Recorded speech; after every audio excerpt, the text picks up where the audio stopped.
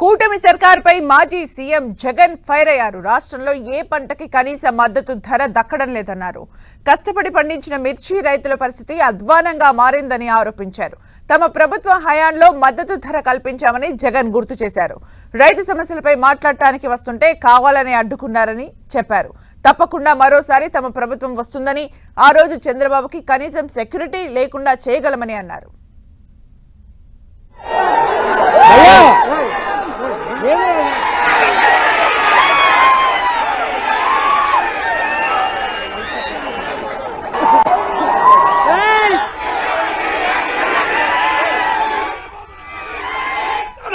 కనిపించినా కూడా చంద్రబాబు నాయుడు గారి కళ్ళు మూసుకొని రైతులను కష్టాల పాలు చేస్తా ఉన్నాడు. ఒక ప్రతిపక్ష నాయకుడు ఇక్కడికి వస్తున్నాడు అనంటే, రైతులతో మాట్లాడే ప్రయత్నం చేస్తున్నాడు అనంటే, కనీసం పోలీసుల భద్రత కూడా చంద్రబాబు నాయుడు గారు ఇవ్వని పరిస్థితి.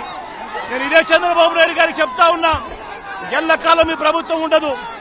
రేపొద్దున ప్రతిపక్షంలో మీరు కూర్చున్నప్పుడు ఇదే మాదిరిగా పోలీసు భద్రత మేము తీసేస్తే ఎలా ఉంటుందో ఒక్కసారి ఆలోచన చేసుకో చంద్రబాబు. నువ్వు చేస్తా ఉన్నది కరెక్టా కాదా అన్నది కూడా ఒకసారి ఆలోచన చేసుకోమని చంద్రబాబు నాయుడు గారికి ఈ సందర్భంగా గట్టిగా చెప్తా ఉన్నాం, విజ్ఞప్తి చేస్తూ.